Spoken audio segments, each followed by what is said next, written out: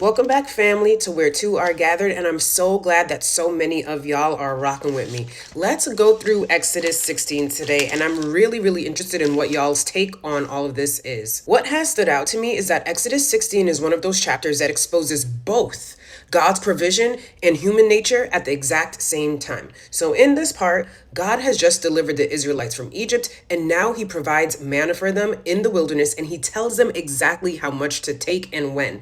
But listen to what happens in verses 17 and 18. It says, "The Israelites did as they were told, but some gathered much, some little. And when they measured it by the omer, the one who gathered much did not have too much, and the one who gathered little did not have too little. Everyone had gathered just as much as they needed." An omer was a unit of measurement, and God had instructed them to gather an omer per person. But apparently, when everybody went out to gather, they didn't all collect exactly the same amount. Some came back looking like they had taken a lot. Others came back looking like they hadn't taken enough. Then they measured it, and somehow the person who appeared to have gathered too much had exactly what they needed, and the person who appeared to have gathered too little also had exactly what they needed. I think this is so profound because God had already determined what enough looked like. So for us, we could work harder. You could gather faster. You could look over at your neighbor and think, they have so much more than me. But when God's provision was actually measured, nobody had excess and nobody had lack.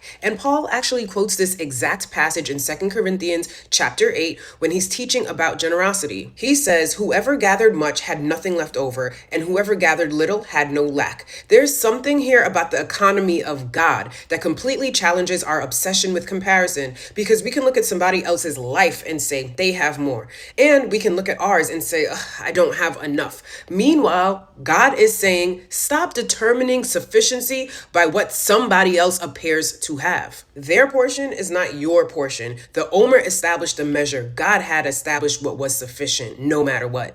And then Exodus 16 gets even more interesting because we almost immediately see just how difficult it is for human beings to actually trust God. God gives them some of the simplest instructions imaginable. Gather what you need for today and don't keep it until tomorrow. And what do some of them do? Child, they keep it until tomorrow, and it breeds worms and stinks. Then God is like, you know what? All right. Okay. On the sixth day, we're going to do it differently. Gather. Now this time, gather twice as much because tomorrow is the Sabbath. The manna you keep tonight will not spoil, and there will be no manna to gather tomorrow. And what do the people do? They go out looking for manna on Sabbath.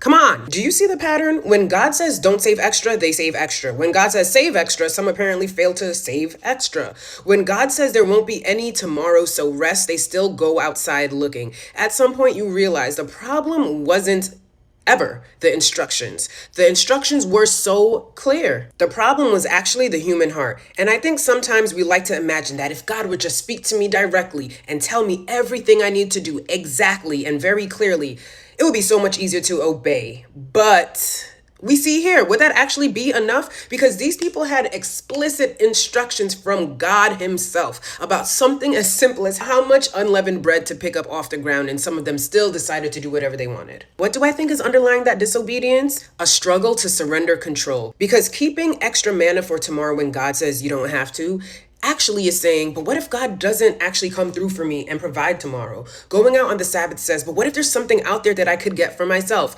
God is trying to teach them, you do not have to hoard today because I will be there always tomorrow. And you do not have to strive tomorrow because I already gave you enough today. And we act the exact same way, and we got to give them some grace because these were people who were enslaved. What did they do? Work, and work hard. So now God is teaching them a totally different way of living. You gather when I say gather. You stop when I say stop. You keep what I tell you to keep. You release what I tell you to release. And you rest when I tell you to rest. And maybe that's why the manna had to come every single morning. God could have given them manna for forever.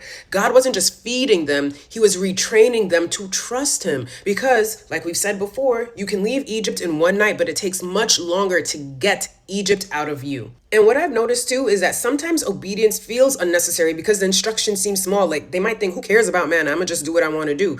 Sometimes we convince ourselves that our way is actually more practical, more efficient, and more secure. But Exodus 16 reminds us that obedience in the small things is often where God teaches us the the big thing. Do you trust me enough to believe that what I have provided is enough? You don't need tomorrow's portion today. You don't need your neighbor's portion ever. And when God tells you that you have enough and you can rest, you don't need to keep searching for more. So the manna was the provision, but trust, that was the ultimate lesson.